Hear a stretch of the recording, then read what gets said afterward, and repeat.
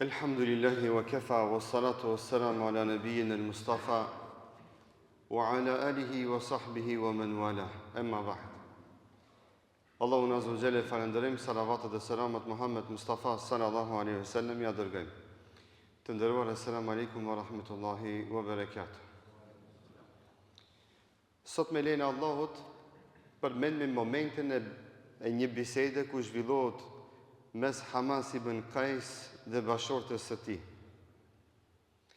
Brigada e udhëhequr nga Ikrime ibn Abi Jahl hik nga ballafaqimi me brigadën e udhëhequr nga Khalid ibn Velidi radhiyallahu anhu dhe Hamasi, i cili ishte ustaj dhe mjeshtri që prodhonte armatimin për Mekelit dhe armët më të mira që i kishte, i dha pikërisht brigadës së udhëhequr nga Ikrimeja, me të vetmin qëllim që ata mendonin se do të munden të mposhtin këtë ushtri e cila ishte nisër në drejtim të Mekës për ta shtilu Bejtullahun, shtëpinë e Allahut te bareke ve taala. Dhe pasi që Ikrimeja hik dhe ajo brigadë shpartallohet, Hamasi, me qëllim po i tham Hamasi, që me kuptu se emër Hamas ka pas në mesin e arabëve që në atë kohë dhe nuk ka diçka si emër e panjohur në historinë islame. Dhe Hamas ibn Qaisi, kur vjen të shtëpia, vjen me të shpejt, i trishtum, i friksum dhe i mbyll dyert e shtëpisë së tij dhe gruaja e vet i thot: "Ejna ma kunt." Thot: "Ha, çka u bë me ti, ku keve, çka bone?" Kjo është gjuhë arabe. Se gruaja e vet para se të shkon, i thot: "Ku shkon me këta? Çka i të bë?" Ai thot: "Do të shkojmë, do të bëjmë kështu e kështu." I thot: "Sot me këta armë asgjë ki me bë." Paraprakisht i tha gruaja e vet. Dhe kur ndodhi kjo që ai erdhi trishtum te shtëpia dhe i friksum dhe i mbylli dyert e shtëpisë që më shpëtu nga ushtria islame, gruaja e vet sikur dashte më thon: "Pa nuk thash, o i mirë. As ta bona me di me vaktin." Dhe tha: "Çka ndodhi me ti? Çka o puna jote?" I tha. Dhe Hamas ibn Qais ja kthen gurës vet gjavapin me poezi, e cila poezi tregon për gjendjen e brigadës së tij dhe komandantit të brigadës së tij në krye të cilët ishte Ikrime ibn Abi Jahl. Dhe tha: "Innaka law shahidta yawm al-Khandama." Tha: "Gruaja ime, sikur se të kishe qenë ti në ditën e përleshjes, ballafaqimit, ta shifshe idh farra Safwan wa farra Ikrima." Ta shifshe momentin kur hiki Safani dhe Ikrima, a këto ishin dy azgonat që më shumë të rehen në gjyks se kina me vabo edhe kina me vabo muslimanëve dhe ushtrisë islame. Të parit kanë ikë edhe Safani dhe Ikrima. Dhe Hamasi i tregon bashortës vet: "Ah, ti shekon ta shifshe çka ndodhi me neve, ku për një herë nga të parët hikën Safani dhe Ikrima." E pastaj tha: "Wastaqbalatna bis-suyufil muslima." Thot: "Dhe neve na dolën përpara shpatat e muslimanëve, të cilat yaqta'na kull sa'idin wa jamjama." Të cilat kutnin çdo sen që u dilte përpara dhe përballoheshte me ata. E pastaj thot: "Darban fala yusmahu illa ghamghama." Thot: "Ata më shonin fort me shpata dhe nuk dëgjoheshte përpas se ghamghama, ajo zhurma e shpatave dhe goditjeve që e bënin ato me shpatat e tyre." S'kan bo mohabet muslimanët. As nuk kanë hik dhe nga ata është ndëgju vetëm zhurma e shpatave dhe goditjeve që i godisnin armiq të cilët ju dilnin përpara. "Lem tantaqi fil yawmi adna kelime." Dhe i tha gruas së vet: "Thoj gru, hiç ta mos e thuj më asnjë llaf për me më qortu e kritiku mas tyre mohabeteve që unë ty ti tregova." "Lem tantaqi fil yawmi adna kelime." Tha: "Ma, hiç asnjë llaf mos më thuj, mos më kritiko." Dhe me këse e kuptova se gabova prej momentit që dola të ballafaqohem me këto njerëz përballë një ushtrie të pamposhtën. Dhe kjo poezi rastisht është e mbajtur në mend se është përcjell bes pas brezi, saqë ulemat islame dhe kanë shënuar për librat këtë bisedë dhe ndodhi që ka ndodhur mes Hamas ibn Qaisit dhe bashortes së tij. Një bashorte urtare e mençme që kuptoi realitetin e zhvillimeve të reja që bashorten e vet e këshilloi dhe udhëzoi dhe i tha mos del se sot vone keni me dal ju mu ballafaqu me ushtrinë islame. Dhe si Qaisi me mendjemadhsinë e tij dhe arrogancën e tij nuk ndëgjoi këshillën e bashortes së tij, doli dhe e pa tradhtinë e tradhtarëve me sytë e vet e që e shënoi historia atë ndodhi e që na sot edhe pas 1400 e sa viteve vazhdojmë me përmend gjithë këtë për me marrë mësim. Për me marrë mësim dhe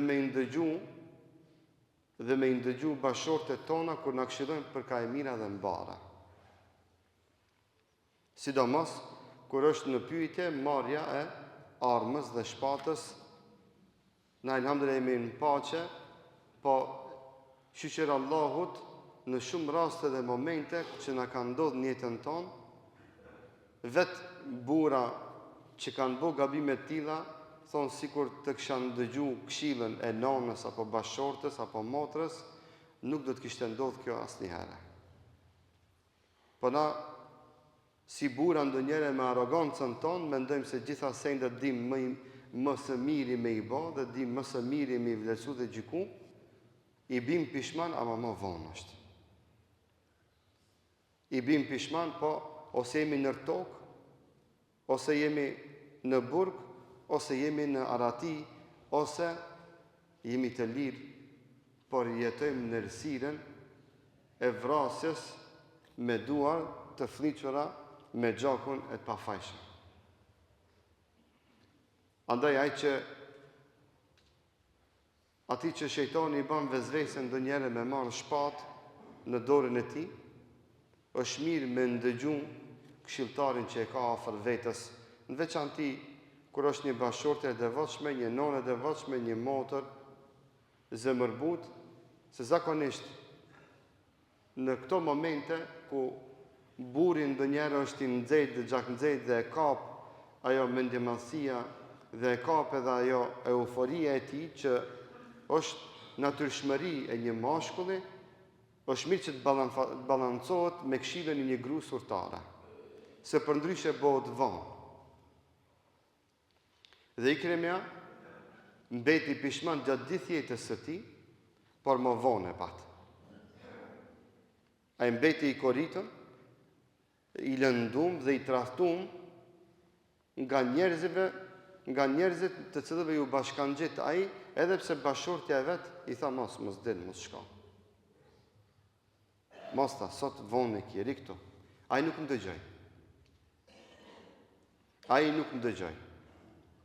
Vëllezër dashur, sidomos kur jemi të hidhërum, kur jemi nervoz, kur jemi të irritum nga dikush edhe me të padrejt, nëse është mirë me ndëgju këshillat e grave se janë ma zemërbuta, janë ma tolerante, dhe këshillat e tyre, sidomos në këto rrethona, definitivisht në shumicën e rasteve janë të sakta dhe me vend. Andaj burni është që njeriu me ndëgju këshill, që mos me aliu vetvetes që më korrit pastaj. Burni është që në shtëpi me ndëgju këshill, që mos korritesh në mejdan para gjithë botës. Sa njeriu që s'ka ndëgju këshill në shtëpi, ka mbeti në nënçmum dhe i poshtrum gjatë gjithë jetës së tij. Sa njeriu që s'ka ndëgju këshill, është bë banori i përhershëm i xhehenemit, shkaku se ka dalë me vrah. Dhe se vrasi, që Allahu nuk ja fal, është banori përhershëm i xhehenemit. A nuk ka gru të devotshme, të sinqerte, të mire, që elhamdulillah Allahu me qasi grana ka begatu në për shtëpiat tona, që burin e vet e nxit ka vrasja, gjakderja dhe shere. Elhamdulillah, na kemi nana, gra besimtarë në shtëpia tona që kur buri shkon me prek armë, qonë gjitha në kom dhe nuk dojnë me leju një gjë të tillë. Andaj është mirë mi ndëgju këto këshilla, këto omete se pasha një Allah, dikuj i kushton jetë, dikuj i kushton xhenet, dikush e humb xhenetin, sebepi çati momenti që nuk ndëgjon atë këshillë. E dikuj i kushton humbja e lumturisë. Një njeri që ka vrarë, kur s'mundet me qenë i lumtur? S'mundet. T'jeni të bindur. Ai dhe lumturia janë dy bota, edhe nëse ja falin, edhe nëse rregullot, ai dhe lumturia janë dy dunjoja të ndryshme. Edhe nëse nuk shkon burg, edhe nëse gjen lidhje kështu me radhë, ai dhe lumturia dhe kënaqësia janë dy bota, lindja dhe perëndimi, s'mundet.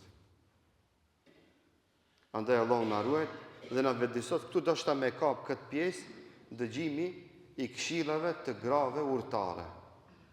Burni është mi ndëgju se shumicën e rasteve kur ka të bëjë sidomos me tematikën e armës, armatimit, hakmarrjes dhe euforisë mashkullore që meshkujt e kanë, nuk i tham burnore, me që dhe mi tham mashkullore,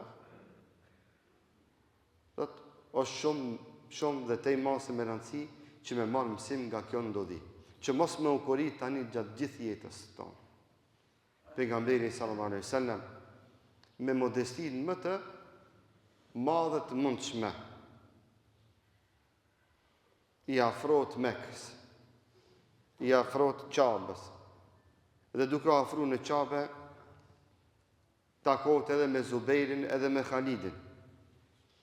Takohet me 3 brigadat që ishin stacionu dhe pritnin Muhamedit sallallahu alaihi wasallam në vendet dhe detyrat që pa të dhënë.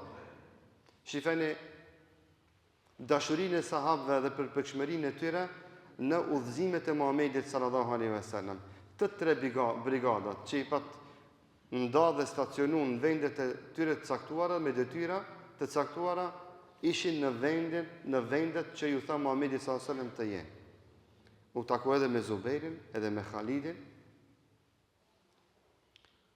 U takua dhe Muhamedi sallallahu alaihi wasallam hynë në Qabe i rrethum me ensarët dhe muhaxherët. Ensarët dhe muhaxherët i qëndrojnë Muhamedi sallallahu alaihi wasallam prapa, onësh dhe mbrapa dhe para. Për ta luajtur dhe mbrojt Muhamedit sallallahu alaihi wasallam nga një sulm tinzak. Dhe Muhamedi sallallahu alaihi wasallam me modestinë e tij dhe urtësinë e tij, kokën e tij e mban në poshtë. Andaj edhe njëna nga komentet që e përmendin dietarët, thonë se sahabët janë mobilizuar për ta mbrojtur Muhamedit sallallahu alaihi wasallam, se ai nga modestia e madhe që donte ta manifeston karshi Allahu te bareke ve teala, që me vepër me tregu se ky sukses nuk është merite ime, është një begati që Allahu ma ka dhënë, e mbante kokën te poshtë, saqë disa kur e përshkruajnë thonë mjekra e tij prekte barkun e tij. Me aq për ulje që hyri Muhamedi sallallahu alaihi wasallam në Qabe. Jo më bo qallë më gjej, jo me i thonë, hajde, këshire çka ndodhi, erdha unë, e shif në jaja. Asnjë fjalë se thot Muhamedi sallallahu alaihi wasallam. Kryt të poshtë, shikimin të poshtë, sahabët mobilizohen, e rrethojnë Muhamedit sallallahu alaihi wasallam, e ruajnë nga gjithë anët që dikush ndonjë tinzak tradhtar mos t'i bën diçka Muhamedit sallallahu alaihi wasallam, se ai fare si ishte interesuar të angazhohet me mbrojtjen e vetvetes së tij. Do të vazhdojmë inshallah në javën e ardhshme. Walhamdulillahi rabbil alamin.